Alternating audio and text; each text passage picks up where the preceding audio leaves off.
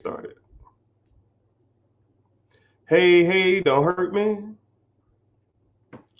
What's going on? Live and all vastness of the sense. Do I look better like that? Nah, I look like a nerd. All right. But I hate my black shirt underneath. Doesn't match. But I'm really not matching anyways. Um, welcome in, welcome in. My name's Mr. Richard. Welcome to the Rich Get Richard. And somebody asked, what would I do? What would I do with what? What would I do with my life? What would I do with some amount of money? What would I do with anything? Everything's different. So, what do I do though? I talk about money, all different levels. I do a lot with businesses. I do a lot with credit. I do a lot with funding. I do a lot about investing. I do a lot about side hustles. We do it all here. So, welcome in. I'm glad you joined. I'm glad you're here. If you have any questions, I'm gonna do. I rarely do this, so welcome. What we're gonna do is we're gonna do rapid fire questions, preguntas. Right? Every question that get asked will get devoted 1 minute of my time. Right? You rarely, if ever, get a chance to reach out and ask a multimillionaire your situation and how to get something done. So, this is what we're going to do, and this is how we're going to do it. If you're watching from any social media platform, Facebook, YouTube, Twitter, Twitch, TikTok, Instagram, wherever you're watching, um, click the link. Join me on YouTube because I see those questions faster and they're easier to process. But you don't have to. If you want to ask the questions where you are, that's totally fine. But if you're on TikTok, just make sure you're tapping the screen and liking and ask the questions. And I'm gonna try to get through them as fast as I can. But I like doing rapid fire questions because it strengthens my ability to come up with answers on the fly. So yeah. So I'm gonna give people the chance to come in. Hey, what's going on? I see you. I don't know how to say your name. I'm not even gonna try it, but hey there. So what's going on? If anybody wanna start off with the first question, I think someone asked, "What would I do with $10,000?" So you got multiple answers. $10,000 is not a lot of money, so you either have to go raise more money, or you can buy your first rental property with $10,000, or you can invest it in an ETF mutual fund or a compound interest account. Let that interest draw you interest, and then take a loan out against it. Someone said, "Have I heard of viscosity banking?" No. I hope it ain't like IULs or UILs or whatever that crap is. The infinite banking system, that stuff sucks. I don't know anybody. I know a lot of people who sell it or are into it. I mean, if you want to have me on your show, give me a green screen, a computer, and 30 minutes, and you'll never buy that shit again in your life. The way I teach how to get rid of infinite banking, it's almost undebatable. I can take, I would take the number one person in the world who talks about infinite banking or um, UILs or IUL systems. I would take any of them. Give me the person who created that system, and they sit me down, and they can talk for 15, 20 minutes uninterrupted, and I'm gonna just sit there, biting my tongue. And then I'm like, "You finished? Are you done? Cool. I got you." That shit sucks. Here we go. Somebody actually was debating me on, I need to upload the video. This was like 3 days ago. And they debated me for like 15, 20 minutes. And I said, "You done?" And I debunked the whole fucking system. That's just horrible. Never, ever, right? But I don't know anything about that other banking system, man. Maybe I'm just old fashioned, right? I like good old fashioned ETF, stocks, bonds, mutual funds, good old fashioned real estate where people have to live, and good old fashioned businesses that service a need. Call me simple, call it simplistic in nature. It's about as simple as it gets. But no, if you want to chime in and tell me about it, and I'm also an advocate of learning. I'll also go look it up too. Excuse me. All right. If you had good credit, say, good credit is subjective, but we'll say over 700. What's a good business credit card would you apply for? So one thing that's cool about me is I own a funding company. So what I would do is I would go to my funding manager and I would say, hey, I want to go out and get as much business funding as possible, because you can do it yourself or you can have a professional do it. If you do it yourself, you might get $10,000, $5,000, $12,000 or something like that, and you don't have to pay a fee for that because you did it yourself. But now let's say you take a professional like me and my team, and we go out there and we do credit stacking or hybrid credit lending and stuff like that, and now we go out there and get you $100,000 worth of line of credit. 150,000. Hell, the most I've ever got for one person was $455,000 worth of credit. So you can do it yourself, but why reinvent the wheel? Why are you doing something that has already been proven? It's like, yo, I'm gonna go out here and build a car from scratch. Okay, you can go build a car from scratch, or you can just go pay somebody to build a car for you. I mean, but it's cheaper. Yeah, you can spend a year in your damn garage. How much cheaper is it? Once you talk about progression in your business and progression in your financial journey, sometimes you can't even put a price on it.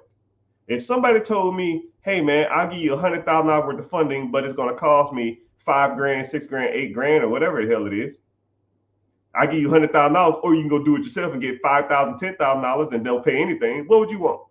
$100,000 with a fee or $10,000 with no fee? You know how many businesses I can buy with that $100,000? You know how many pieces of property I can buy with that? Once you start buying, let's say if you get $100,000 and then $100,000, you buy 10 houses with $10,000 down. Okay, every house is making you $500 a month in rent. 5 houses, $500 a month, 10 houses. That's $5,000 a month. You have to pay $6,000, a $5,000 fee. That's 1 month of rent. That's 1 month of rent rolls. I love this expression. Your nickel, saving a nickel is holding up you making $1. You're worried about the wrong fees, right? If I get a fee to make money, I don't care what the fee costs. You know what I mean? Say if you borrow money, and just like I was arguing with somebody in the chat one day, or the comment, it was like, you don't know what you're talking about. You should always pay attention to the interest rates. I said, man, them interest rates. Do you know what you're talking about? So I'll even break that down. Let's say there's a $200,000 house. Let's say the interest rate is 5%, meaning my mortgage is, I don't know, $1,500. Let's say it's renting out for $4,000 a month. 5% interest, $1,500 a month. It's renting for $4,000 a month. That's $2,500 profit. Take the same $200,000 house and let me put a 40% interest rate on it. 40% interest on $200,000. Let's say the payment is $3,500. But if it's renting out for $4,000, I still make $500 a month. This ain't rocket science, people. This is 7th grade math. Why would I, if the interest rate is 40% or 5% or 10%, as long as the asset I'm buying makes enough money to cover the debt, I don't care what the interest is. I don't care. So, anyways, let's get started. Let's keep going. Good question so far, though, yo. Good question so far, yo. Let's get to go. All right, so let's see. Preguntas, questions. I ain't getting no questions. What's the best way to buy your first rental other than 25% down? Okay, so in my mentorship, I actually brought this up. Somebody said, I want to get into real estate, but I don't have any money. I said, okay, cool. Here's 5 different ways you can do it. There's multiple ways you can do rental properties with no money down. Multiple. I mean, comically a lot. But you almost have to learn about real estate first before you learn about getting the best deals or getting owner financing. You know what I mean? Like I just gave an analogy a while back. A guy had a $10,000 Volkswagen, but let's say somebody down the street was selling the same Volkswagen, the same year, the same color, but his is worth 10,000, but someone's selling the same one, similar one for $50,000. If you think that a $50,000 Volkswagen that should be selling for $10,000 is a deal, then you need to learn how to evaluate cars better. It's the same thing with real estate. Once you understand how real estate works and know the ins and outs of houses, know the best markets, know the different strategies, know the different rent rates, know the different evaluation techniques, know how to negotiate with sellers, then you can talk about owner financing. You're trying to negotiate how to get 20-inch chrome rims and you ain't even got a car yet. You know, there's multiple ways on how to do that, right? I'll even give you one off the top of my head. I'm feeling generous, right?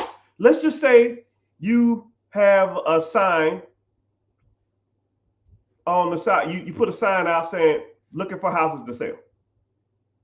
Okay, boop. We'll buy your house, no money down. People are going to call you, and there's many techniques you can use, but I'll give you one example of a good technique. They'll say, hey, I have a house for sale. It's worth $200,000 and I owe $200,000. Okay. I'll take over your house. Why are you selling it? I'm moving out the country. I don't want to deal with it no more. You owe 200. It's worth 200. How much you need to move? I need about $2,000. Okay. You'll break even on this house. I'll make your mortgage. I'll pay your mortgage for the next 5 years, and then I'll refinance you out of it. And I'll give you $2,000 down to buy this property. Because $2,000 is the money you're going to use to move. Now, a $200,000 house at 20% down is 40 grand.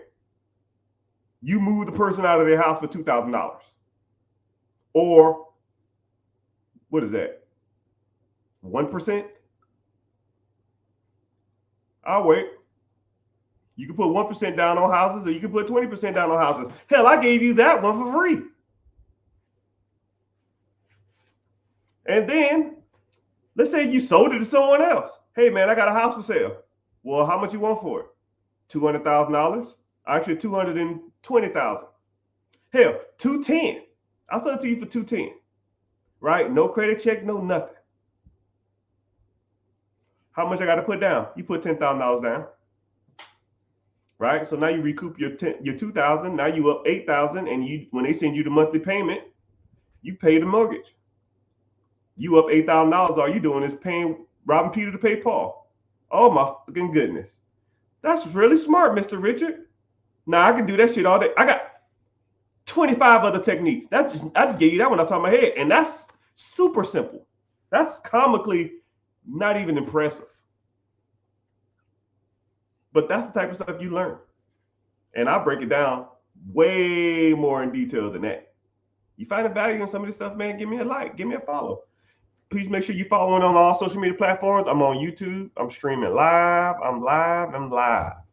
I got 3 people from Twitter. What's happening, Twitter? See y'all. Please make sure you follow on Twitter, man. They make me pay like $15 to stream there. So at least give me a follow, or at least like one of my comments or something, man. Twitch is always bumping. It's always like one person from Twitch. I got like one Twitch follower. I can't even log into the account,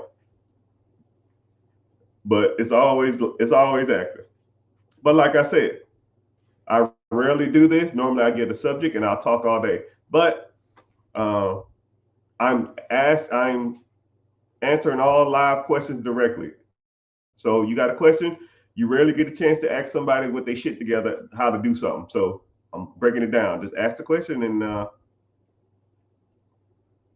we can go from there. Someone said financing. Financing for a business? Cool. Let's go with a business. Someone said, how do you buy a absentee business? Okay, cool. You need a few things, right? You need one of three things. You need a good credit score, you need the down payment, and you need experience in that business. So if you don't have the down payment, you can go raise capital from private money lenders, or you can go raise the money from the bank, or you go raise money from friends and family, or you can raise money from other different sources. You can do partnerships, and you can do or syndication, business acquisition deals. Which, if you want to learn that, we can get to that. Then you got to have good credit, which good credit is good credit. You can even put the business in someone else's name if they have good credit. So you really don't even need the credit. You just got to put the deal together. And then you got to have experience owning that type of business, which you can hire the manager as a consultant for the business, which give you the experience. 1, 2, 3, right? That's how you buy a business. And then you have to know if it's absentee. You got to know ins and outs about money management, payroll, and stuff like that. But a lot of that stuff is teachable. Someone said they has a 770 credit score with $40,000 down. That's right on my alley, sir. You can have a business in the next 3 months if you wanted to. So, you interested? Click the link in the bio. Join the free class. It's coming up here soon, and we can go from there. But thank y'all for being here. Thank y'all for engaging. So a sub rent the house. Essentially, a sub. You talking about like a sub 2 deal? Yes, no, maybe so. I don't know what that means. Maybe you're talking about a sub 2. That's if you wanted to do a no down payment. But like I said, I like real estate is my bread and butter. I'm great at business acquisitions, but I got started with nothing buying real estate, buying the hood houses, buying the crackhead houses, fire damage, repos, tax liens, tax deeds, lease options, sub 2, wholesale, bird dog. I mean, there's countless ways to buy money in real estate, buy houses in real estate. And you'll be surprised once you kind of get good at buying real estate, you'll almost get to the point where you're not even putting no money down. And people will find you to give you their deals. They're like, yo, I heard you buy the houses. Yep. What you got for me? And you can go from there. Someone said I need my credit fixed. All right, I got you. That's why we're here. So I have a credit repair business, and what we do is we'll focus on removing all the negative stuff on your account. So late payments, charge off, repossessions, judgments, bankruptcies, freaking baby mama payments. So we knock out all those stuff right there. And then what I'll do is I'll help you get, I'll teach you how to apply for certain lines of credit or credit cards that don't pull hard inquiries. And that don't pull hard inquiries, that report to your credit every month and boost your credit score. And then we try to help you get a stronger credit profile, because credit profile and your credit score is like two different things. It's almost like, I'm trying to think, it's like your eyeballs and your brain, I guess, right? Your eyeballs look, you see with your eyeballs, but your brain processes the information. You can't have no eyeballs and then try to process information with your eyes. If you don't have a brain, I don't care how strong your eyesight is, it's not going to do anything, right? So you need credit profile and you need your credit score, which is, they work together, right? A lot of people think that, I've seen people with strong credit profiles with weak credit scores. Now people have seen people with strong credit scores with a weak credit profile. So I think you need a combination of both. Well, actually, you do need a combination of both. I'll meet people who think their credit is good, but their credit is weak. They have a weak credit profile. They'll have like one credit card and it's like a gas card for like $100, but their credit score is 750. And they're like, yo, my credit's 750. What can we do? I was like, yo, your credit is weak. It has a high score, but it's weak as hell. And I've met people with $100,000 worth of personal credit cards, and they have a 650, which If they start paying down their credit card debt, that should be damn near 845 or something like that. So there's a lot of times that people just don't know how that credit process works. So that's some of the things that you should learn, or that's some of the things that I teach you. But if you're interested in credit repair, like I said, click the link in the bio, join the free class, and if you want your credit repair, and it's automated too, which was kind of crazy because an individual actually earlier messaged me and said, "Yo, I sent you all my stuff to do my credit. What's next?" I said, "What do you mean, what's next? Like, you're done. Like, I do the rest." And he was like, what does that mean? Like, I don't have to send off letters. I don't have to fill nothing out. I don't have to give you my. I said, no. This is automated credit repair. You don't do shit. It's you give me your information, you pay, and you sit down and relax and don't do nothing dumb for the next 6 months. And as long as you don't do that, we're good. But a lot of times, some people have hiccups. Sometimes people have slip ups. I had one guy that did a credit consolidation, but the last month of the consolidation, he didn't pay like 3 creditors, and that was 3 late payments on his stuff. We knocked out, 15 late payments, but then he got 3 more late payments right as soon as the month was over, and I was just like, "Come on, dog, you're killing me." So stuff like that happens, but it is what it is. You really can't be mad at the system. You just take the good with the bad. Now my objective is to get that crap off his credit now. So that's why we learn. That's why we talk about that type of stuff. But yes, like I said, welcome in everybody. Thank you for coming in. Tap the screen. If you're on TikTok, tap the screen and tap the screen and give me some likes. If you're following from YouTube, if you want to sub, you can. It's Twitter in the house. Damn, there's a lot of people on Twitter. Click. Make sure you're following at least. Instagram is bumping like always. And we got some people on Twitch too. Somebody said, "Am I from Texas?" I want to ask y'all a question. I try to mask my. Thank you for the gifts, whoever too. I try to mask, and I comically work on really hard on trying to mask where I'm from. Right? If you had to guess based on the accent or the way I enunciate or sound out words, if you can just kind of guess where you think I'm from. A lot of people kind of won't guess. Somebody said Texas. Someone said Florida. No, not where I live. I'm talking like where I was born. There we go. If you let's play a little quick game, just to get some people comment and see where y'all think. Tallahassee. Damn, I sound like a Tallahassean. Someone said, "What's my thoughts on politicians?" You know how many times I got asked that question, and then I have to give y'all a reality check on politics?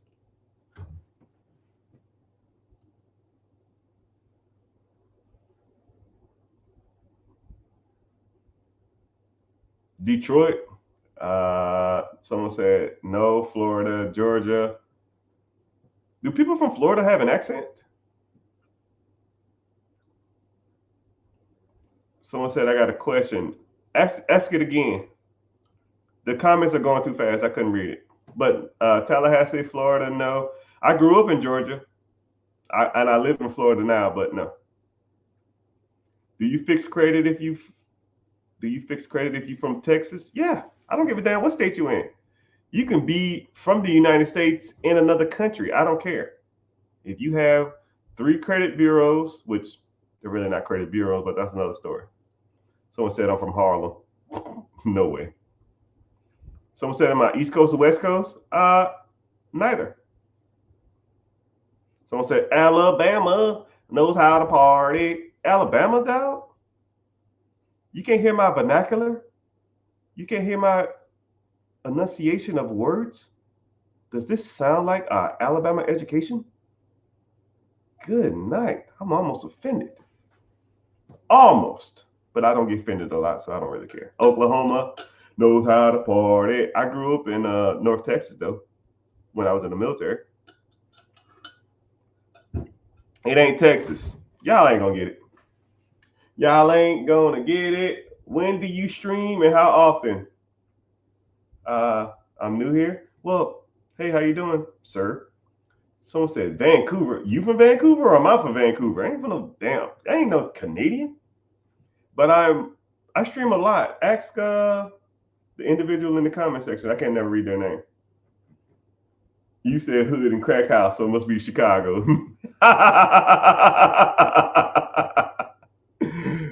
Hell no. I'm scared of Chicago. Kansas? Nah. Typically, when people have like no accent, or they give like Midwest vibes. But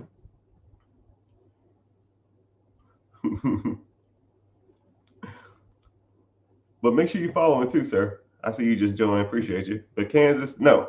The islands, no man. Do I sound like I'm from the islands? Do I have an accent that's really thick? Iowa? Ain't no brothers in no Iowa. Missoula? No, that's Midwest. I'm not in the Midwest. Y'all won't get it. That's good. I'm highly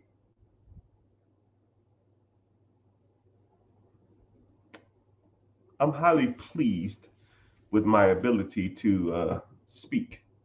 If you cannot guess where you think I'm from, because I actually met a guy from the same city I grew up in, and his accent was thick.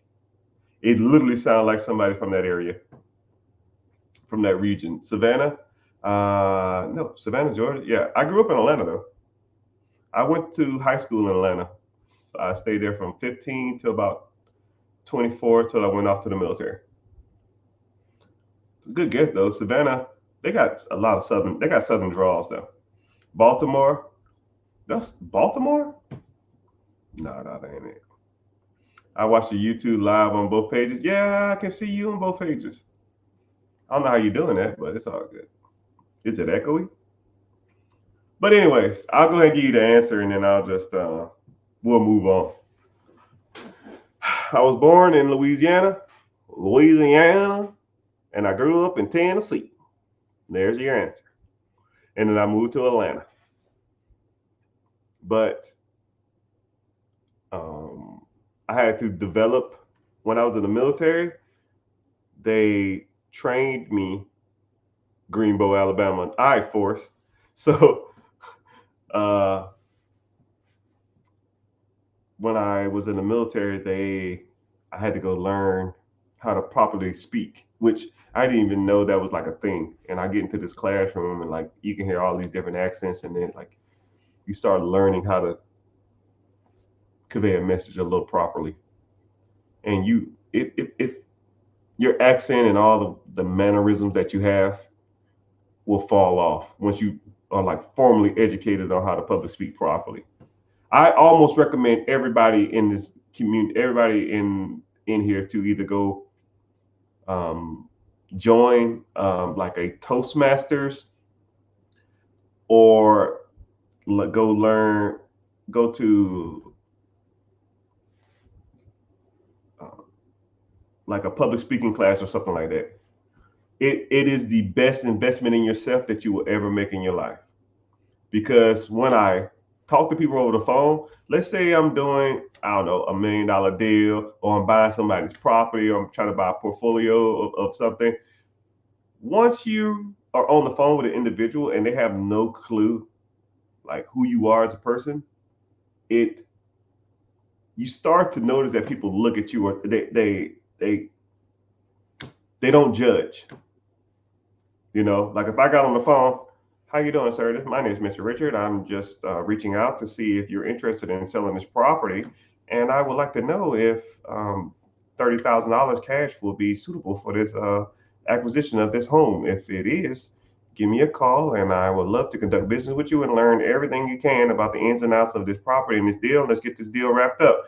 They're thinking I'm some old ass snooty white dude, and they see me in real life at the closing table. They're like, I got bamboozle. You a brother. Gotcha, bitch. I think of public speaking and debate. Okay, now mind you, public speaking and debate in college and high school is totally different because I took public speaking in high school and I took public speaking and debate. No, I took debate and public speaking in high school, and I took public speaking in college. But when you go and learn from like people that only thing they do is specialize in public speaking, it's a whole different game. Like I didn't learn when I learned in college or in when I learned in college or I learned in high school, I never learned about like verbal distractors. I never learned about like run-ons. I never learned about pitch, tone, just everything. It's different. Someone said I sound like, yeah, it's about simple as it gets. But I think if you close your eyes and listen to me, I don't sound like a black dude, a middle-aged black man, right? So I guess it's kind of good. You should really start practicing proper public speaking. You'll be surprised on how good you can get. But that's a whole nother story. So let's get to the questions, preguntas.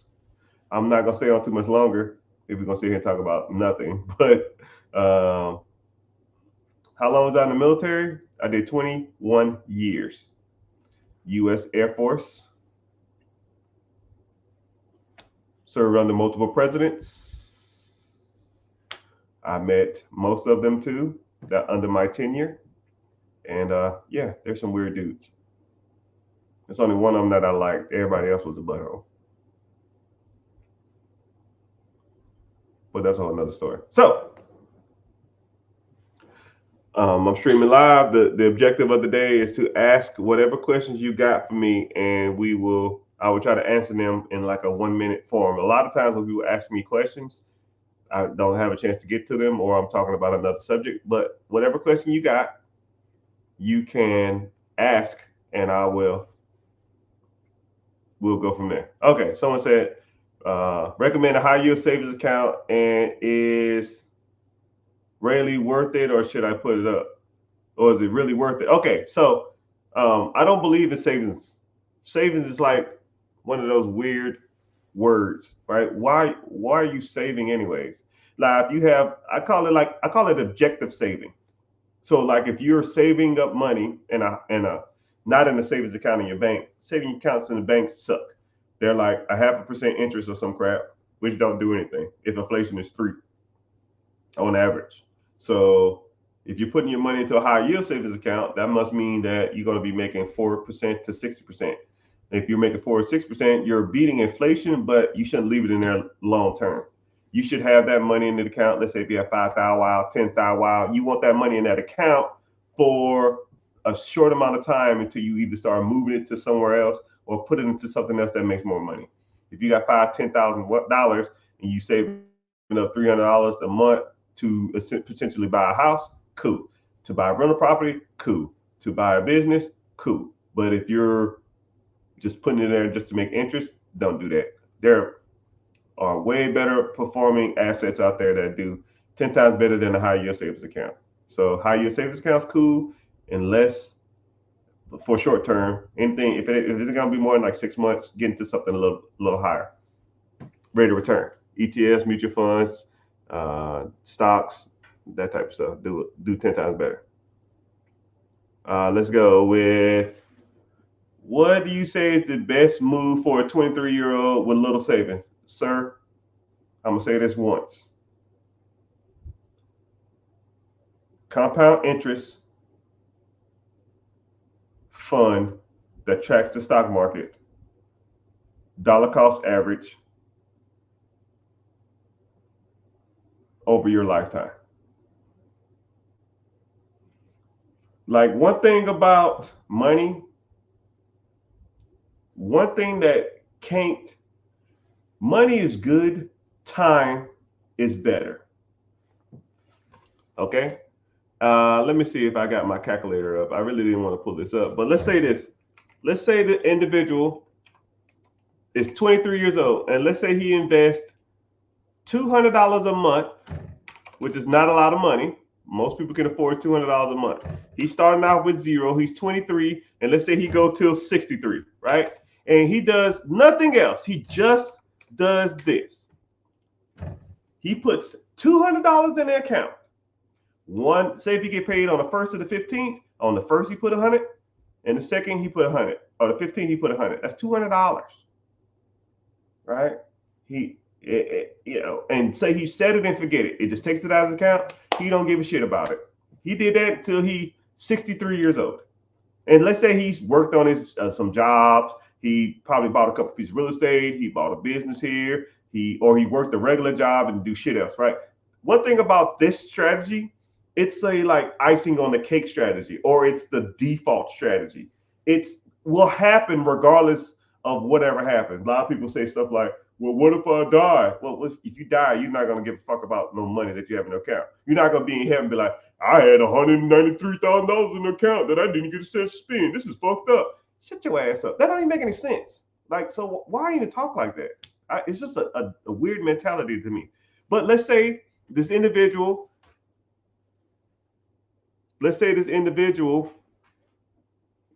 from 23 to 63 set up an account, put $100 in the account on the 1st and $100 in the account on the 15th. That individual, if you did something that tracked the S&P 500, will have something in the range of about $1.1 million. $100. And that's not even a lot of money. $100. When you're 63 years old, you will have $100, $1.1 million. And the interest on that account will be producing somewhere in the range of $130,000 a year. So whenever you're 63 years old, oh, damn, my math off. 23. I did 53. I'm so sorry. I was like, wow, that ain't a lot of money. 23, 33, 43, 53, 63.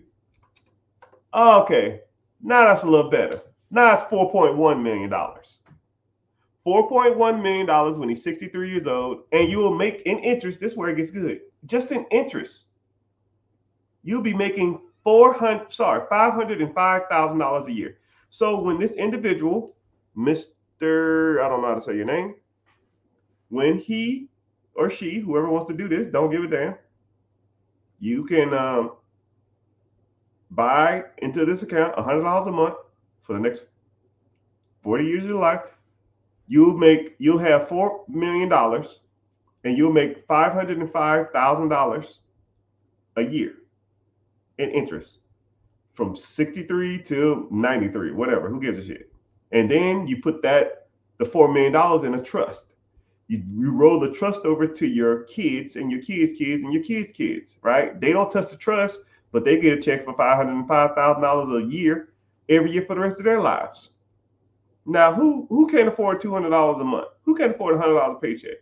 Most people can.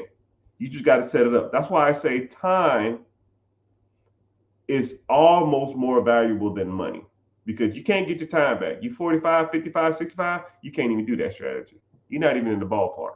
You got to work on some other stuff, but you still should be investing in stuff like this. You might got to invest a little more to try to catch up, but these strategies are easy to do, easily implemented. Anybody in my community, I almost make them do it. And I'll say, how much you put in this month? Oh, it's on automatic. It's $250 every month. Deal.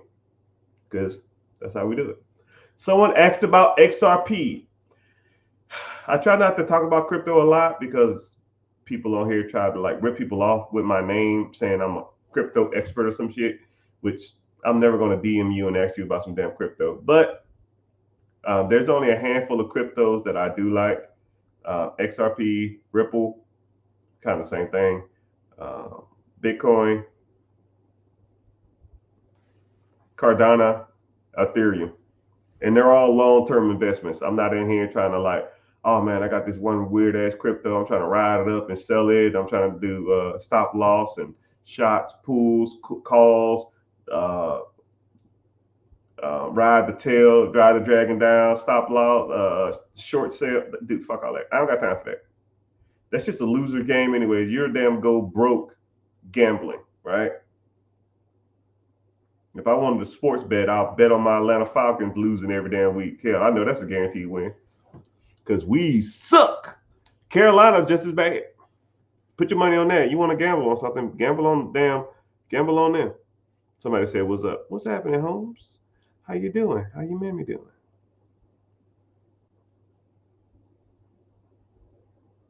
What type of Roth IRA or okay? What? Huh? Somebody said, "What type of account? Roth IRA? Oh, what type of account? Comma Roth IRA or buy SPY directly?" So you can. So this is where I kind of like. I'm not gonna say draw the line. I don't tell people what to buy. I just tell you about different things to buy. And you kind of just make up your own opinion, right? But an IRA, which is an individual retirement account, so you have a 401k and you have an IRA. You can have a Roth 401k, you can have a Roth IRA.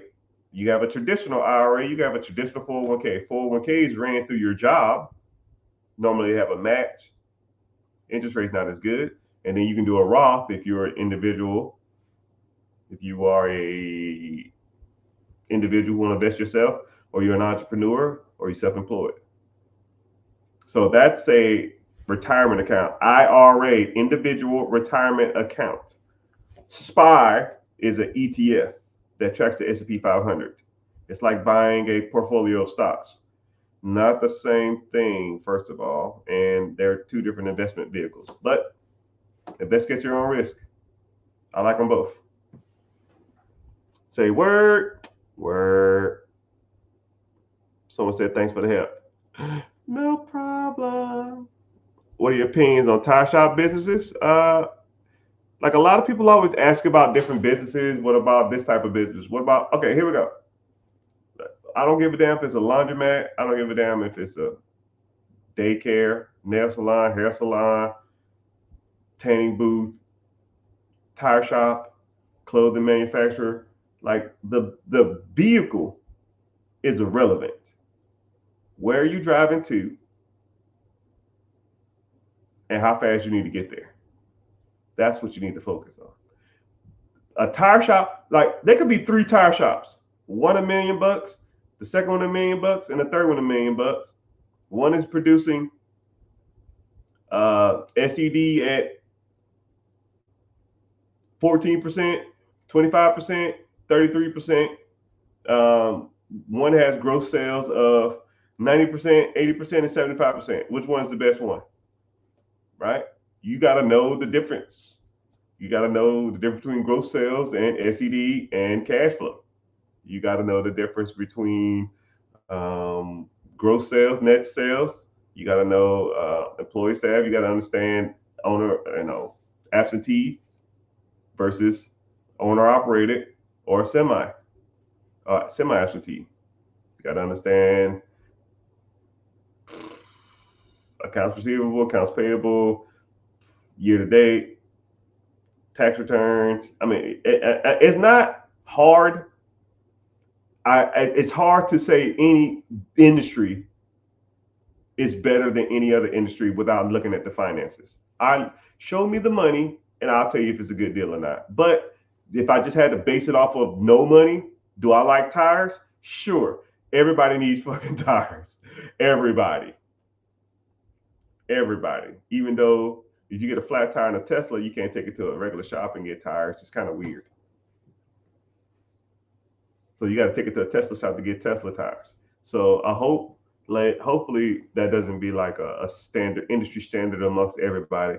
Make the tires only specific to specific cars, and you only can go there. Then your tire shop is irrelevant.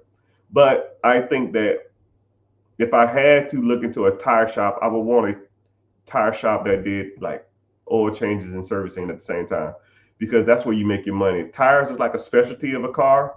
Why not focus on the whole car instead of a specialty of a car? Why would you focus on like something that do oil changes and servicing? Because servicing, it's like the gateway of the automotive industry. Hey man, how you doing? I need an oil change. Cool. What we're gonna do is we got a 33-point inspection that we do on every car free of charge. You don't mind if we do it? Yeah. Okay, so we're gonna do an oil change. We'll do the oil change. We're gonna do that 33-point inspection. Hey, how you doing, Mr. Jonathan? Cool. What's happening? Yeah, we did your oil change. Before you come in though, we did our 33-point inspection. There's a couple things. One, your cabin air filter is dirty. We can do it for $30. Your windshield wipers are bad. We can do those for $30. Um, your radiator is leaking. We can do that for $200. And you need new brakes, and we can do those for $300. And they'll be like, let's do the brakes, and the radiator's cracked. I need to do that too. So it'd be $500. It'd be $550 with the oil change. Okay, that'll work. And you do your windshield wipers and your cabin air filter yourself. Okay then. All right, that'll work. Give us another couple hours, and then it'll be ready. So now you went in there for a 30, 40, 30, 30, 40, $50 oil change, and now you're walking out of there with $550 damn dollars. It's a gateway, right? But if you just do tires, hey man, your tires bad, your brakes suck, and your damn car leaking, and it smells weird, and your windshield wipers don't work, but we can't fix on the shit because all we fix is tires. That's why you learn from professionals like me, because I talk about shit like that. Say word, word, say word, word, say word, word. I'm just here to laugh. You here to come in just to give me a headache. But what's going on, man? What's the question? What's the word? Like I said, subjects before is that we're talking, and you can ask me any questions you want to. You want to talk about entrepreneurship? You want to talk about starting a business? You want to talk about buying a business? You want to talk about real estate? You want to talk about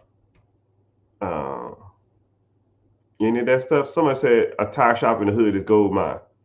Yeah, you get all your damn tires stolen too. Brother, a tire shop anywhere in America is damn near gold mine. You know? So don't ever think that.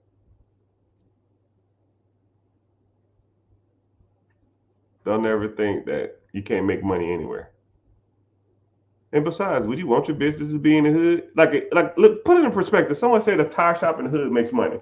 Okay, there's two businesses for sale, and we all have these in our town. We have the good side of town, and we have the bad side of town, right? And we've all been driving and been like, "Where the hell am I? How the hell I get here?" Would you want a business if you had the choice? Let's say, and I'll even put it like this. I'll even make it financial. So I'll give you some kind of like reasoning. Let's say there's a business for sale. Let's say there's a business for sale in the hood. Let's say there's a business for sale in the hood, and it's for sale for $600,000. But the business in the hood makes $300,000 cash to you. But then there's a tire shop that's not in the hood. It's like in the best neighborhood. You got nice cars. It's clean outside. It's not in a lot of traffic area. I mean, it's just immaculate. The staff is well dressed. It doesn't smell weird. I mean, it ain't random cars and cigarettes and pit bulls and all kind of random shit around there. And that business makes you $200,000. Now, really think about it. If there's a tire shop that's in the hood that's doing $300,000 cash flow to you, and then there's a tire shop that's not in the hood that's doing $200,000, like which one would you want? I want to ask y'all that, right? I'm almost more so curious to see what would you want? Would you want the house? Would you want the one in the hood that makes more money? Or would you want the nicer one that's not in the hood? You know? Some people say hood. Some people say hood money is good money. Some people say they want quality, not quantity. You know? And there's other things that come along with the hood houses too, right? You have probably break-ins, people stealing, employees probably not as good. There's pros and cons, right? You're gonna have $100,000 problems every year, right? Is the problems worth that? Someone said, "Can I apply for funding to do Section 8 housing with a 560 credit score?" Welcome, sir or ma'am. I don't know you from a can of paint, but you need a reality check, right? You probably went over to some of these other guys on social media that's talking about Section 8 homes and they need to, do all this other kind of stuff. But I'm here to tell you, my good sir, learning from me and learning from my team, we will teach you how to buy properties with no money down. And I'll teach you the best way to do Section 8, right? And Section 8 ain't the know-all, be-all way to do real estate. There's 20 damn different ways to buy houses. Section 8 is just one. And Section 8 is almost like not even, it's comically not even like that great of a program, right? And then it really depends on the state you want to invest in. Section 8, some states aren't even Section 8 friendly. So if you want to invest in your own state and Section 8 friendly, in a non-Section 8 friendly state, then Section 8 is not even a program that you won't even get involved in. But you got to learn this type of stuff, my guy. Then second of all, 560 credit score is not nothing. You can't do nothing with that. You can buy a primary home with a 580, right? You can get low-level credit cards at like a 550 to 560. So you need work, my friend. You need what I call in one of my business structure, the works. That means we got to work on your credit. We got to work on your credit profile. If you got a 560 credit score, more than likely you have charge-offs, late payments, you got some collections, maybe you ain't got a repossession, maybe a repossession. You don't have a bankruptcy because bankruptcies will shoot your credit up more. And then the credit cards you do have, they're probably high utilization. No, you don't have high utilization. You have a lot of charge-off. No. Let me take that back. You have high utilization, a couple collections, and a charge-off. Maybe not a repossession and a bankruptcy. No bankruptcy. If you had a bankruptcy, your score would be higher. If you had repossession, your score would be lower. You have charge-offs and high utilization on your credit. Stop me when I'm lying. Stop me when I'm lying. See if he comments. But you need the works. One, you need to fix your credit. Then you also need to learn how to buy properties with no money down and do some creative financing deals, because those deals can come to you if you know what you are doing. Okay. So my friend, if you want to get started, click the link in the bio and join the free class. It's Wednesday at 9 p.m. EST. I'll see you there. Use your same username because I'm gonna be looking for you. If I don't see you, I'm gonna be disappointed, because you see individuals running around. You see people running around talking about Section 8 making all this damn money, but my good sir, my good friend, you ain't even in the ballpark. You need some work, right? Join the tax class. It's not a tax class, but I talk about taxes if you want to, which I own a tax preparation business too, which I review your taxes for free. If you in the mentorship or the coaching, I review it for free, right? If you're not in it, I'm gonna charge you because you're not wasting my time. Someone said, which one do I recommend? Which one I recommend what? A tax class or a Section 8 class? I don't know what that means. Someone asked a question about Chase. Re-ask it. I didn't see it. If y'all could see what I see, I'm literally looking at 5 different screens with chats doing this. And all I'm doing is processing, right? But I'll answer the question. I just have to see it. And then every time somebody joins the live, it'll kick out the question. Oh, come to the class on Wednesday at 9 p.m. EST, and I'll break down whatever you need. You'll see exactly what you need. You'll know 100% without a shadow of a doubt which one you know, right? But I know for sure you're gonna need some credit repair, right? Someone's talking about I have a Chase credit card and I'm considering letting it go to collections.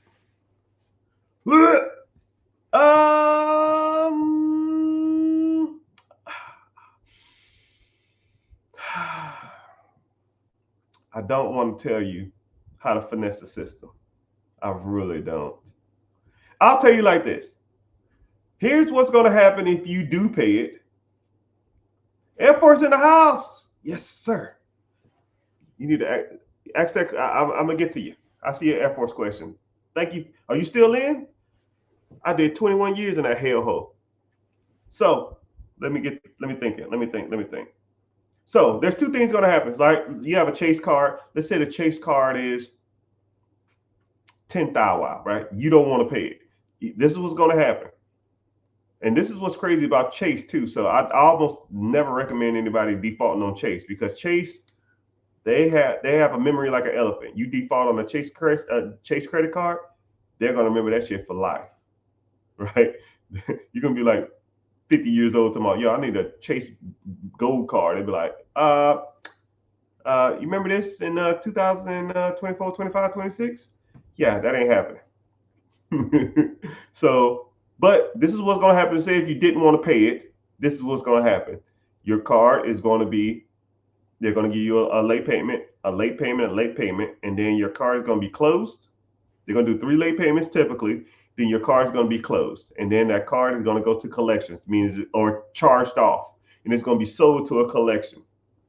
The collection agency is going to buy that $10,000 debt for like $50, and then they're going to call your ass every month until like probably like a year from now. And they're just gonna keep calling, trying to get anything. They'll try to settle with you. You can settle with them probably for $1,000 because they paid $50 for it, so they make $1,000. But if you pay the settlement, it does nothing to the charge-offs and the late payments that's still on your credit from Chase. That has nothing to do with them. It doesn't even reflect on your credit that you paid off a collection. So collections are almost a joke.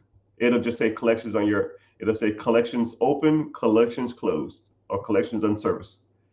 So I'm not telling you not to pay a collection, and I'm not telling you not to pay your creditors, but I'm just letting you know that that's the process they're going to go through. So then after about, a year, something like that, they're just going to give up on it. This is a loss. We're not getting any money from this individual. So they're gonna take that money and they're gonna charge out the $50. So your credit is gonna look like a battle zone. You're gonna have 3 late payments, 3 months, say this month, next month, and the month after that, 3 late payments. Then you're gonna have what's called a charge off. And then the account's gonna be closed. And then they're gonna send you, it's gonna say collections, and it's gonna say collections failed, collections closed. So on your credit, you have 3 late payments, which are 1 late payment is horrible, 3 of them is real bad, and it's probably going to go to all 3 bureaus. So now you technically have 9 late payments. Then you have 3 collections, all 3 bureaus, and then you're going to have 3 charge-offs because they charge off the debt on your credit. So now you have 9, 12, 15 negative items on your credit. And then you find someone like me, Mr. Richard, and say, hey, Mr. Richard, I heard you do credit repair. And I'm like, yep. Like, what you got? He's like, I got 3 charge-offs per bureau. I got 3 late payments per bureau. I got a charge-off for collections from Chase. All right, cool. Send it to my team. My team gonna be like, due to the Fair Care Act, you can't blah, blah, blah, blah, blah, blah, blah, blah. Get it off. Late payments, pretty easy. Some charge-offs are pretty easy. Depending on who you go through, we can get most of that stuff off. So now you got all your collections off. You got the charge-offs off, and you got your late payments off. And now your credit is good. You paid me not even a 20th of the price you would to let that car go. Say if it's $10,000, I'm not even going to charge you close to that. So you got rid of it, but it's 2 years later, And now if you ever try to go to Chase again, they're gonna laugh at you in your damn face and say, "Yo, bro, we're not stupid. Just because it don't show on your credit doesn't mean that you didn't screw us over $10,000 3-4 years ago, 2 years ago." But then while you're waiting on that, you can pretty much can't apply for credit for the next 2 years until that process closes out. You can't get a house, you can't get a car, you can't get other credit cards, you can't do shit, right? And this $10,000 credit card, a $5,000 credit card, or whatever kind of credit card, is that worth not paying it? In my personal opinion, no. But I use a lot of my credit for other stuff. You know, if I go out to the bank and I say, "Hey, bank, I need a $50,000 line of credit," and I get $50,000, is a $10,000 Chase card that I don't want to pay worth me not getting $50,000 worth of credit? The answer is no. That's just me, though. You got to answer that question yourself. But that's just my opinion. I just break down the process and I give you your options. You do with that information as you want. Say word. You know, when I say say word, yeah, I have to put word in the comment section. All right. I don't know if y'all know that. All right. Just letting you know. Let's try it again. Say word. It's called a verbal distractor, but I'm reiterating the fact that I said something. Y'all just say word behind it. All right, word. I see you. I see your Instagram. Say word. All right. Somebody said they're Air Force, 28 years old, safety. Sorry to hear that. I was a 2 Alpha mechanic. 700 credit score, which is always good. You got to have it in the military. I have $35,000 liquid in IRA. You know how full. Do you have a TSP or you have a different 401k? Then I will, brother, if I was you, click the link in the bio, join the free class, because I love working with veterans and I love working with especially people in the Air Force, because I started in the Air Force with no money and I built that to $1 million a year empire. I just retired not even a year ago, right? Now I'm on the seven figures a year. And I did it all while I was in the Air Force, right? Using TSP loans, FAFSA, and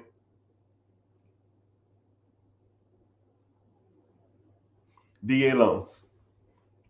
My first property was a VA house. I used zero down and I rented it out for $1,500. And my mortgage was 8.25. I was making $575 for my house for zero down. Say word. Word. You have no idea where to start? Yeah, click the link in the bio, brother. I'll help you out. You got 14 years left? Yeah. So what we'll do is, if I was you, I would maximize my TSP contributions, especially if they're matching. You're probably not in the blended retirement. You're probably in the straight up TSP one. Make sure you're in Roth. Make sure you do the match. For every 5%, they give you 4. And then I would probably start getting into other. And I was looking to buying homes, and I was looking to buying businesses in my area. Oh man, dude, you can do all kinds of stuff, man. You can do all kinds of stuff. Somebody laughing when I say word. You got a lot of stuff going. But I say that all the time, and no one ever rebuttals with that.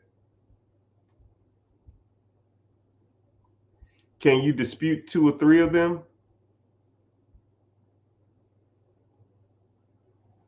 Yeah, you can dispute all the bureaus if you want.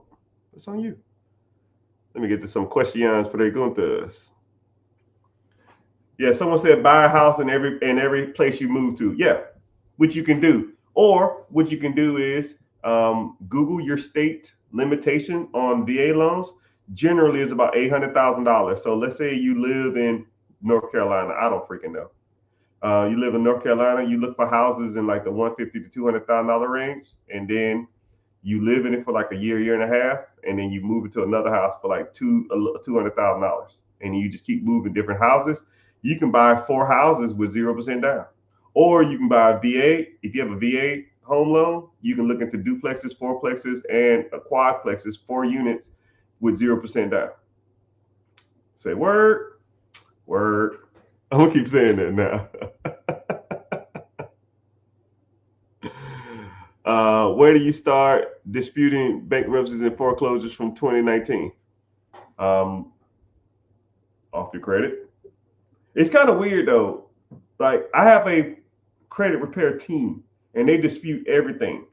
We try to get rid of everything off your credit, right? I want the clean slate. We knock out late payments.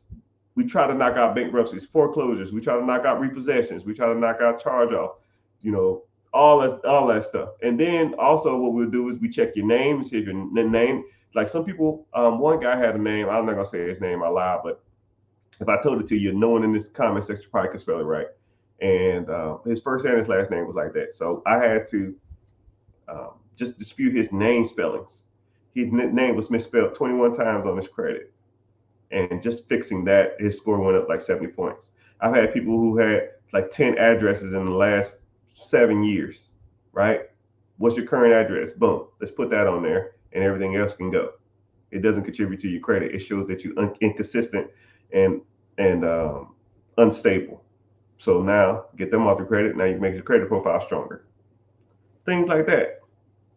But yes, if you want my team to do it, I can knock it out. But I almost can't just sit here and break down how to try to dispute off of credit repair, off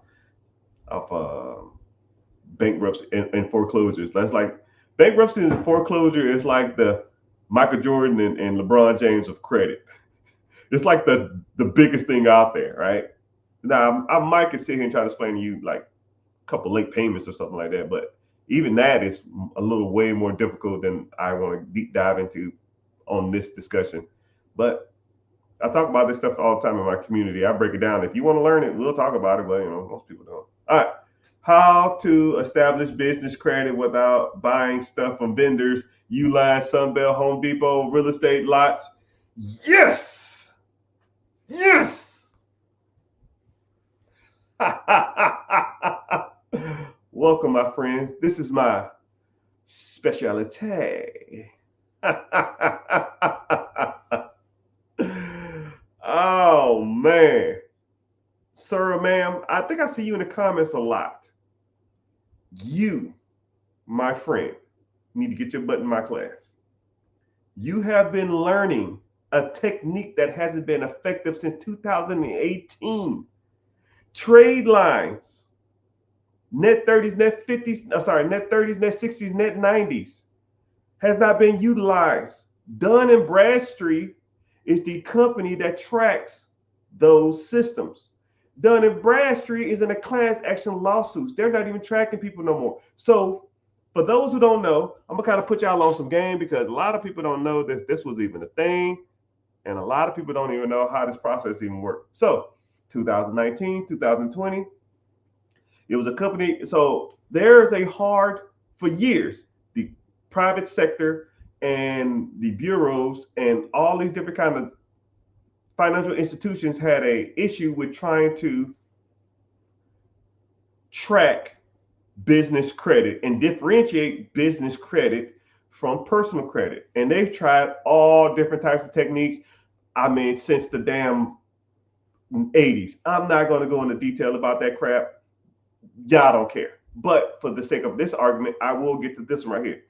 There was a company that came out and said, yo, we will track people's business credit and report to the bureaus as people pay their trade lines or people pay their vendors. So they said, okay, cool. This company is called Dun & Bradstreet. Dun & Bradstreet said, okay, if you want to get lines of credit, you need to go out and get vendors or you need to go out and get trade lines. And the trade lines, they'll give you lines of credit. Lines of credit can be paid over 30 days, 60 days, or 90 days, or a net. The total net is due in 30 days.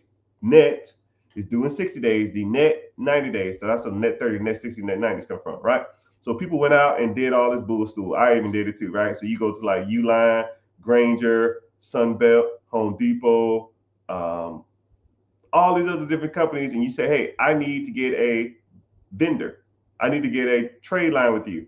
Okay, for your account to be active or activated, you need to spend a certain amount of money a month. Sometimes it was $100, sometimes it was $500, sometimes it was $250. Who fucking knows, right? And what you do is you spend $100 at Home Depot, $100 at Uline, $100 at Granger, $100 at whatever Sunbelt, and then they'll report to your account, right? And then the accounts was supposed to go get tracked at Dun and Bradstreet, but Dun and Bradstreet wasn't tracking. So people were spending. I know, and then what happened is they said, no, okay. It's hard for us to track these accounts because there's not enough. So you need to have. I remember one time Dun and Bradstreet said you need to have like 10 trade lines for us to track it effectively on your credit. So people went out and got 10 accounts. So you had to get 10 accounts and pay $100 a month. That's $1,000 a month. And then Uline, the only thing that sold that was worth a damn is toilet paper. So you get cases of toilet paper.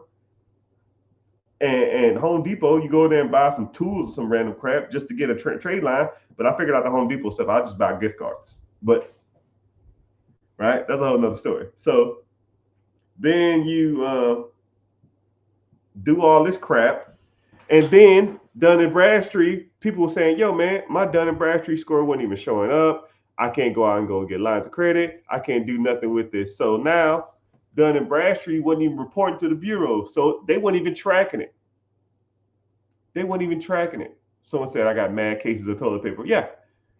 That lets you know that I know what I'm talking about. If you got toilet paper through Uline, that lets you know I already did it. I was there. But that system was flawed. They got sued, they closed down, and Dun and Bradstreet's pretty much not even a thing no more. So let's reel it back in. People still need business credit.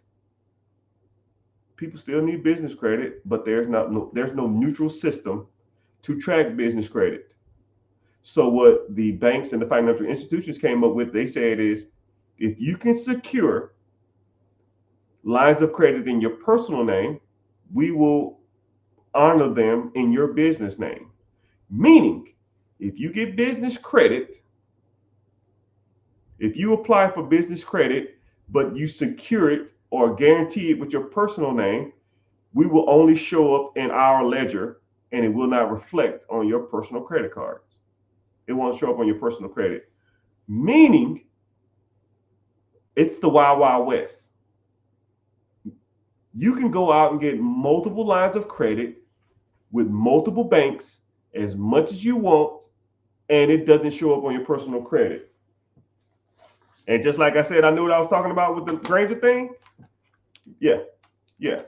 Multiple millions of dollars worth of credit, people. Millions of dollars worth of credit. I got stacks of credit cards. Stacks of them, right?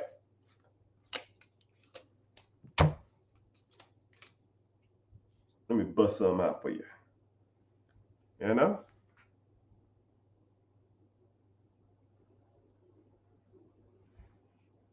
And this one is unlimited. And y'all know this, listen.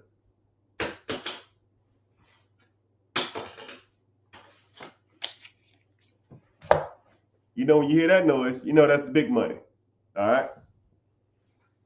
So, moral of the story is, hey man, you keep hopping from platform to platform.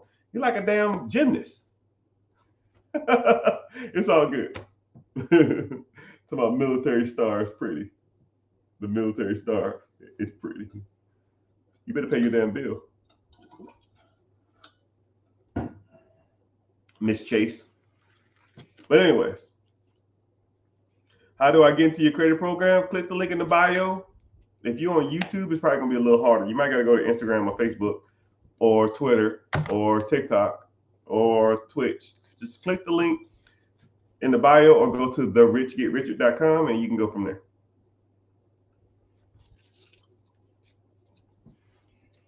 But that is a great question about the net 30s. That shit don't work, man. It's trash. So if you want to use in the program or use in the community, I will teach you how to secure business credit in your personal name. No, sorry, secure business credit with your personal credit. and then the business credit doesn't even show up on your personal credit. I mean, let's say if you get $50,000 credit card from Chase and it doesn't show up on your credit unless you default. I mean, shit. Now you can go get multiple lines of credit everywhere. I got like 5 Chase cards, and then that's per LLC too, or S corp or C corp or sole proprietorship. So if you have 3 LLCs, as long as you secure the debt, you get a $50,000 credit limit per LLC. So now you get 3 lines of credit, 3 lines of credit at $50,000 a piece. Now you got 150,000. Wow. Now you can put $10,000 on a property. So my guy who was talking about Section 8, now he can put $10,000 down on a property. He can buy 15 properties. Say if every property is making in $500 a month, 500 times 15 properties. Now him or her making $7,500 a month. This is not a game, people. $7,500 a month is an extra $8,250,000 a year. Can you use an extra $82,000 a year? I'm sure you can. And you use other people's lines of credit to do it? You fucking righty. Freaking right, doggy.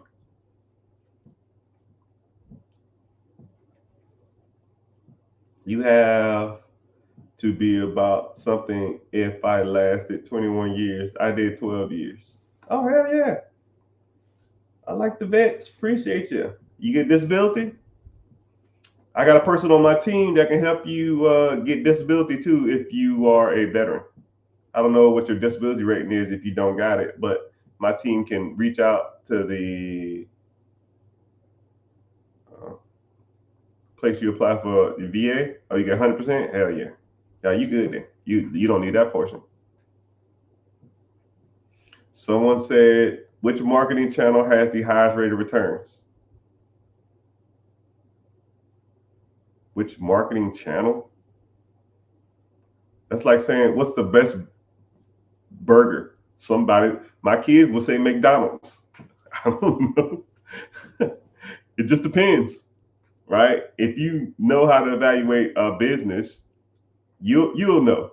If I sat you down for more than an hour and broke it down, you'll be like, wow, this makes sense. And then you won't ask questions like that. You'll know what makes sense and what doesn't. Sometimes some things are so good to be true, it's generally not. I pay no taxes and I pay no taxes. Yeah. But digital marketing is pretty good. Digital marketing, I mean, there's no upfront cost if you know what you're doing. But it really depends. That's a vague question. It's kind of hard to say. That's a hard question. It's too vague. What's the best anything to buy? What's the best hat to buy? I don't know. It's your opinion, right? But then you try to look at rate of returns. Some industries probably have better rate of returns than others, but I don't know. Some of them don't.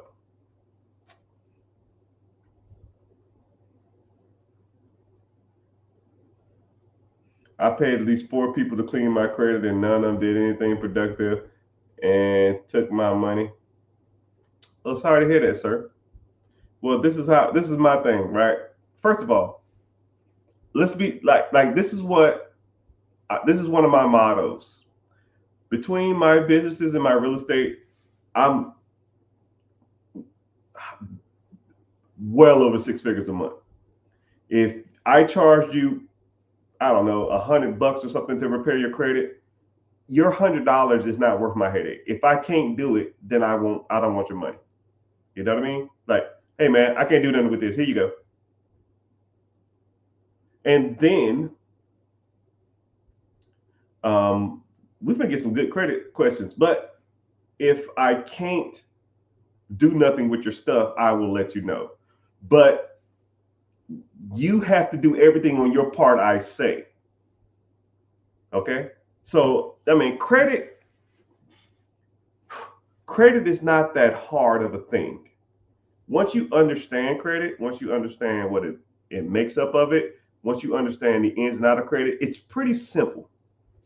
It's almost like a dog, right? When you walk in the house, your dog runs to you and they act super excited. They follow you around the house. You say treat, you give them a treat. You say sit, they say sit. When another person walks in the house, They bark like they're damn going insane. It's pretty predictable. You just got to know what to do. As soon as I look at your credit for 15 seconds, I can already tell what you need to do right? And I'm gonna tell you what you need to do.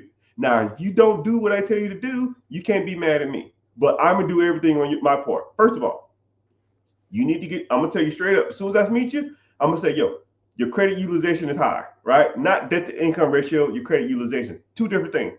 Credit utilization, debt to income has to do with like buying a house and sometimes buying a car. Debt to income ratio is credit utilization is how much credit, what's your credit limit, and how much have you used? Meaning that if you have $10,000 worth of credit cards, you need to be at 30% minimum.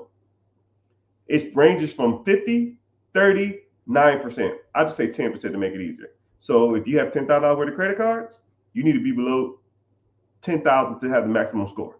If I look at your credit and it says you got $10,000 worth of credit and they're maxed out $10,000, first thing I'm gonna say is, yo, bro, you gotta get this boot. You gotta get your credit card down. You gotta get your credit card down. You need a side hustle. You need a side business. You need to cut the fat. You need to put some more money in, work some overtime. I don't give a damn. But I'll teach you different ways to do that. You need to get your utilization down. Then we're going to focus on the negative shit. Late payments, charge off, bankruptcies, repossessions. We're going to focus on baby mama payment, judgments, liens, all that kind of crap like that. Hard inquiries. And we'll try to knock out as much of that crap as possible. If you do what I tell you to do, I'm going to do everything I can, right? I'm not going to guarantee you anything, but if you do what I say to do, we'll put a dent in it. I promise you. And then the process, we do multiple rounds of disputing. And if we do 6 disputes at 35 days a piece, that's about 190, 200 days. And if you're still not satisfied after that 6 disputes, we'll go for another 5, 6, whatever. It's your world. And we're just going to keep trying to get it. And if we can't do it in 12 disputes, if I dispute your credit from multiple different bureaus, from multiple different people, from multiple different avenues, with multiple different techniques, it just ain't meant for you to get that shit off your credit. You just going to have to wait your time. And then you got to do everything else. But I will teach you different ways to make your credit stronger and make your credit profile stronger. Is that fair? Right? You interested? Click the link in the bio. I got a class coming up Wednesday, 9 p.m. EST. But that's a great question, yo. But I'm not like other people because I don't need your money. I really don't. And if you're not satisfied, here you go. I don't care. Me being harassed for a couple $100 is not worth my time. Right? I'm up here, man. Yo, man, you took my $200. Here, shut the fuck up. I don't care. Bye. Don't care. Are you happy? Like, I'll even give you a great example. It was this one lady. She signed up for, what was it? She signed up for the program. I think she was in it like a week. It wasn't even a week. It was like 2 days, 3 days. And she said, hey, I got to talk to you about something. I think I changed my mind. I don't want to do it. Okay, call this number. Okay. Hey, what's going on? How you doing? This is Mr. Richard. How can I help you? Oh, you picked up the phone? Yeah. I said call me. You called. Okay, cool. Hey, I paid for this, but I don't think I'm going to use it, and I don't want to waste my time or your time. And I just want to know what the process is from here. What's your name? Linda Jones. Cool. Looking at your account now. It'll be in your account. Here's your refund, and it'll be in your account in 3 to 5 business days. Anything else? No, that's it. Yeah. That easy? Yeah. Oh, I thought I was going to get on the phone and kick and scream. And no, I'm not that guy. I don't care. $200, click buy.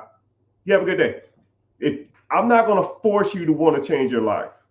I'm not going to hold you down and make you learn something you don't want to learn. We're not in 3rd grade. I'm not your damn daddy. I don't got time for it. If you want to learn, let's learn. If you don't want to learn, see you later. But now I'm not going to be like, you've been in the program for 10 months or 15 months or something like, yo, I changed my mind. No, I don't work like that. right? I do have stipulations on that type of stuff, but I am straightforward. I'm a lot of people say I'm personable, so I don't it's not worth my time. I'm not going to sit over here and argue over a couple $100, right? And then I'm looking at my account and I just did a real estate deal that made me, I don't know, $85,000, and you talking about $200. Bye, click, hit, bye. Anything else? We good? Bye. Later. Have a good one. I'm not going to beg you to change your life. You got to want to do that yourself. And I'll just say the same thing. Whenever you change your mind and you're ready to move forward, I'll be here. And they say the same thing. Yeah, it's just not a good time for me now, but I'll be back. Yeah, right. See you. Never see him or hear from him again. But hey, he said, I have charge-offs and closed accounts. Bro, they can get that off. But there are some creditors that are a little harder than others. That one is they're not as bad.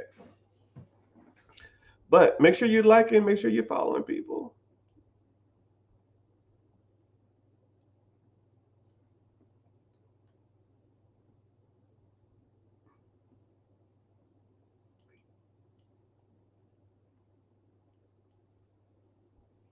It's not worth my time, people, I promise you. And I'm pretty personable too, man. Someone keep tagging my name. Who keep tagging me? Is there like a troll in here? If you see somebody's name in here that ain't me, just block them.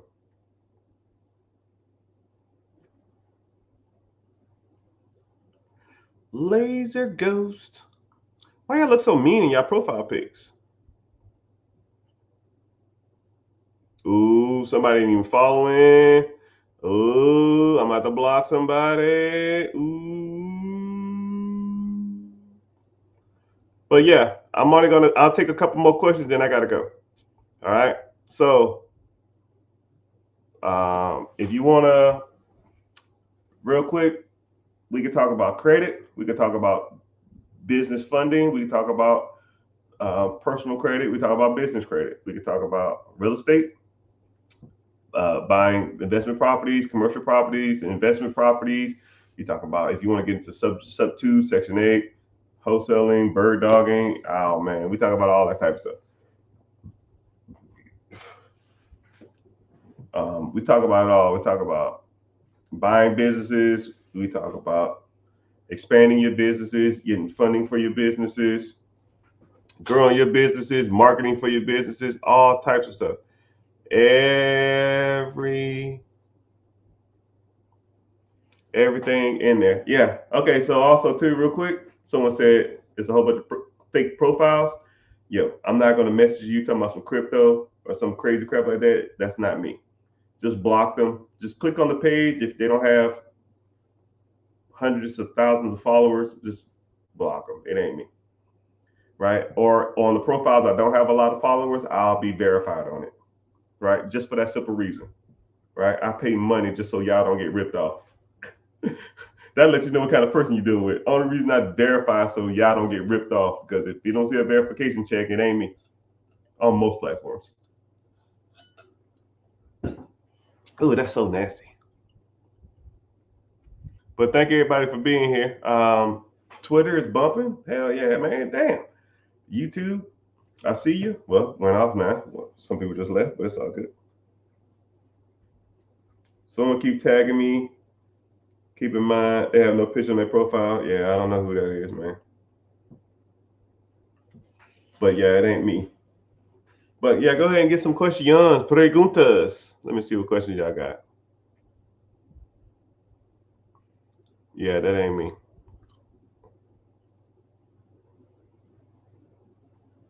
Can you answer my question? What question? I don't see no question. Okay, someone said, how long does it take you? Re-ask the question. Yeah, the class, links in the bio in the class. Click the link in the bio and join the free class. Where should I start investing? Yes. Next question. Where should I start investing? Yes. All of it. Someone said my business funding. You can get business funding with a 695. So if you have someone said, how long would it take me to get my credit score from a 550 to the 700s? So everybody credit is different. And sometimes, what's crazy is, I'll answer this question first because this question is easier. How fast can I get business funding? If you have your proper business structure and you have good credit, 3 weeks. Anyways, to take you from a 550, if you have a 550, like I said, you have, so anything in the low sixes is one thing, one bad thing. You might got a late payment, you got high utilization, you might got a repossession, you might got a charge off, but you can't get a charge off without late payments, or you might got a bankruptcy. If you are in the high fives, you have typically one of two things. You have high utilization on your credit cards, you have charge offs and late payments, maybe not a bankruptcy, but maybe a repossession. If you in the low sixes, low sixes, you don't have high utilization. Low fives, you have high utilization. Now, if you're in the mid fives, you have the works. You have damn near everything except a repossession. You have damn near everything except a bankruptcy. If you have like a 630, then you just have probably a bankruptcy and probably have a bankruptcy, which you can get rid of.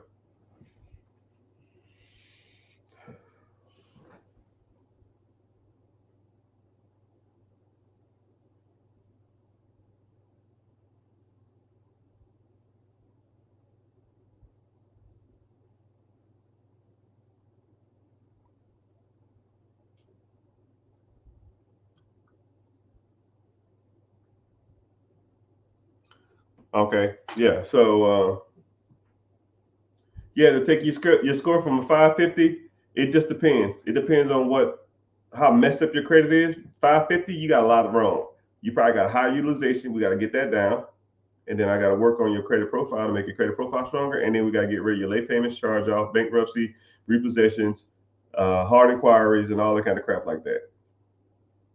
But what's crazy is the highest I've ever seen someone go up is 181 points in 3 months, 2 months, 180 something in 2 months. It's the highest credit profile I've ever seen. That's the best we've done, which we putting in work. That shit's not easy, right? They had a lot jacked up, but it is what it is. What can you do with $50,000?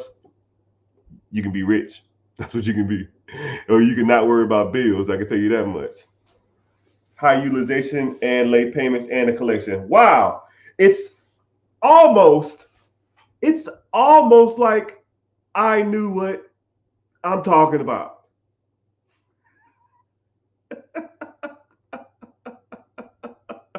It's almost like I know what I'm doing when it comes to credit.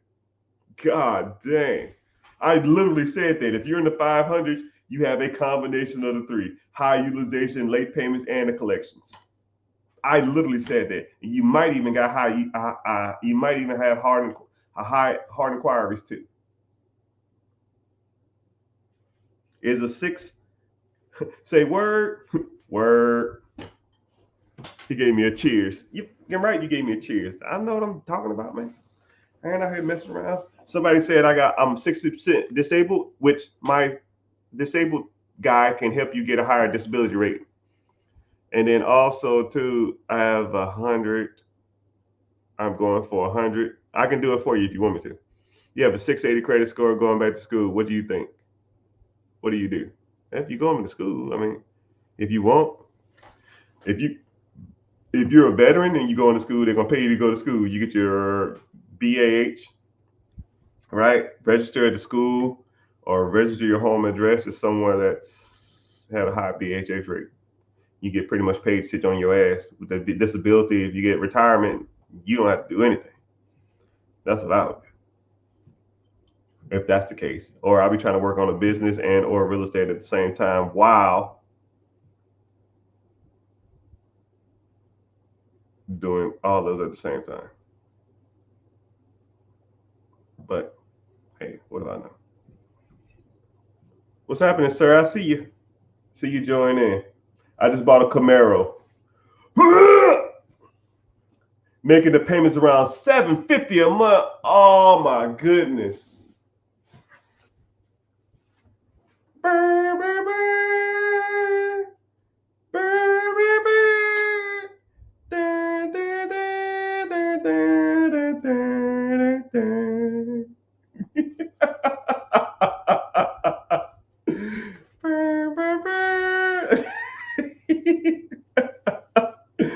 God dang.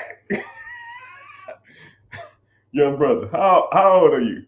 Or young ma'am, I don't know, I can't see your picture. Not the Kevin Samuel. Hey, if you follow me, that's gonna be snipped. That shit, you are a meme. I'm gonna say it again just so I can pick it up. How old are you? 23. Oh my goodness, brother. R.I.P. Your finances is done. Okay, my brother. It is what it is. It is what it is. God dang. Tell me about the car, man. I just saw a video when someone did the Hellcat. Ooh, the $750 a month, man, you can be rich and you don't even know it. I mean, it's almost nothing you can do now. You can do a handful of things. You can do if you don't want the car, you could just either try to pay it off early, which I mean, mind you, probably in a damn 6-year, 13% interest, some crap like that. Probably 2013 or something. Probably something ridiculous. God dang, people, y'all killing me in these damn cars. Anyways, you can do a voluntary repossession, which I wouldn't recommend doing. You can sell it to someone else. You're probably gonna take a little loss on that. You can sell it to a dealership like CarMax. You probably take a little loss on that. You could sell it to somebody, tell someone to take over your payments. You can do that. You can rent it out on Turo if you want to do that, just to recoup some of your monthly payments every month. Or host it on like another car rental site. Dude, you got some options, right? I'm not gonna sit here and just dwell on multiple options. If you was a client of mine, I would literally sit you down and be like, yo, bro, this, I don't know how much you paid, I don't know how much you owe, I don't know how much any of that shit. I would break it down though, and we can kind of go from there. But $750 a month for anything is a lot. Hell, $750 for a house at 23 years old to me is a lot. But that's why we learn, right? I'm not knocking you, right? It's two different types of people in the world. It's people that talk shit and don't help, and it's people that talk shit and do help, right? I'll always probably make fun of people's situations because it's kind of fucked up, because no one's out here educating people, but I always will give my guidance and my expertise on those type of situations, right? I would, if you don't want the car no more, I would try to get from under it, right? You might got to take an L, but the L that you're losing on is, get something that's a little more manageable. Maybe a 4 or 5 year old Honda that's $250 a month. Your car insurance will be cheaper, or even when your income tax come in, get something for like $3,000, $4,000,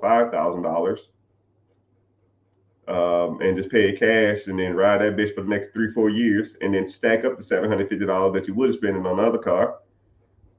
Or even sell it to like a family member, or just get someone to take over your payments, right? Or rent it out and take that money. It is what it is.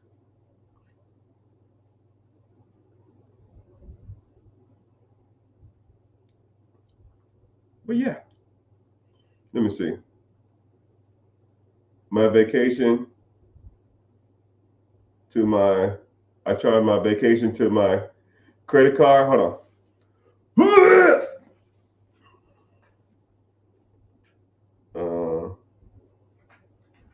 If I don't pay the bill in full when it's due, it will lower my credit score. No, credit score is contingent upon credit utilization. So take out how many credit cards you have, the maximum amount total. So if you have one credit card that's 2,000, you got another credit card that's 3,000, you got another credit card that's 5,000, that's 10,000. You take the total amount usage, and you have the total amounts that you have in utilization. So let's say one card has 500, another card has 1,000, another card has another 500. That's 2,000. So 10,000 out of your 2,000, that's 20%. Anything under 30%, your score is decent. Anything under 10%, your score is going to be maxed out on credit utilization. So the easiest way to think of it is, you can go to Credit Karma, click one of your scores, stroll down to utilization amount, and I'll give you your percentage. If it's anything below 30, you decent. Anything below 10, you're good. Anything over 30, your score is going to fall. You can click on it and it'll break down your scores contingent upon how much you have utilization wise. I know a lot of people don't like Credit Karma, but Credit Karma is probably one of the more accurate ones, not on your scores. Credit Karma sells your information to bureaus, and they sell your information to credit card companies, and they say your credit score is higher, so they can sell you a plan. So that's how they make their money. But no problem. But yeah, someone said, he said thanks for helping, but yeah, that $750 a month is a monster. I don't know how you even think about doing that. Say if it's fairly newer, you're 23 years old, you can be paying that shit till you're 30 years old, man. Right? I'll even do the math on it for you too, sir. Let's do the math on it. You're 23 years old, and let's say you have a 6-year car payment, right? $750. And let's say you have $0. You have $0, right? I even broke it down in the thing. $0 over the next 6 years. You put $750 into an ETF or a mutual fund or index fund that's tracking the S&P 500. That's doing, heaven knows, I don't know, 12, 14, 16%. Some of these ETFs are doing 18% over the last 5 years. But let's say you do that, and then you take the $83,000, and then when you're 30 years old, then you buy your Camaro. But you take the $83,000, you put the $83,000 in the account, and you don't invest anything else. You just invest $700 for the beginning years of your life. So from 30 to 60, you don't do shit. You just take the $83,000, you sit in that account, and you leave it. You let it ride. It'd be $4.8 million. Say word. What kind of account would you suggest investing in for a first-time guy? Yeah, so this is my thing. I don't tell you what to invest in. I'll tell you how to invest in it. Okay?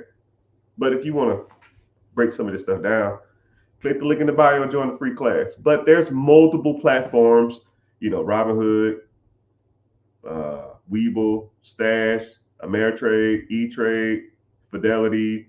You have multiple accounts, brokerage accounts, IRAs, 401ks, mutual funds, ETFs, individual stocks. You got multiple stuff you can invest in, right? But what we break down in the class, we break down different stuff, right? Hey, this is doing 5%. This is doing 8%. This is doing 12%. This is doing 16%. It's a little more riskier, but this has been around for 15 years. This has been around for 50 years. This has been around for 12 years. And once you start breaking them stuff down number-wise and longevity-wise, stuff will start to stand out. Some things just make more sense. Say word. That's true. That's how I learn. Yeah, I got you. But I wish I'd have known you 6 months ago before you bought that damn thing. I wish you was my cousin or my brother or something. I'd have been like, yo, bro, what the hell you doing? Dude, I'm so thirsty, but I put like vegetables in my stuff and it tastes like crap. Anyways, One more question, and then I'm out. So the world is yours. Like Nas said, whose world is this? The world is yours. Social media gets mad if I'm on live for more than 2 hours. They like it, but I can't. Certain streaming platforms don't like it. Say word, word.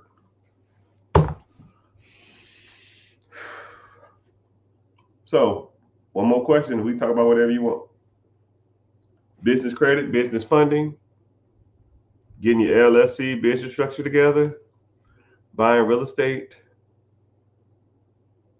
You want to ask me how my day was? I mean, you can ask stuff that doesn't pertain to you, man. Ask me how my day was. I do all right. Robinhood, someone said, Robinhood is the best brokerage account. That's a little subjective. They are a little subjective. Robinhood, if you really read on Robinhood, Robinhood is getting sued and they got fined by the SEC because they restricted trading. My good sir, watch a movie on Netflix called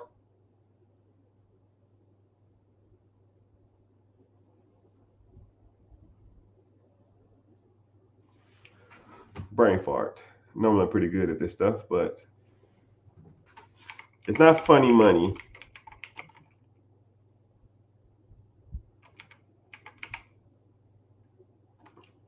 Let me see. Robin Hood app stock movie. If y'all know it, say it. Stock movie.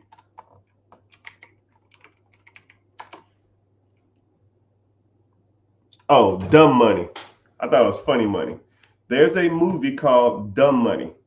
Okay? And that movie walked you through the perspective of the average traders, the multimillionaire hedge funds, and the apps like Robinhood who restricted the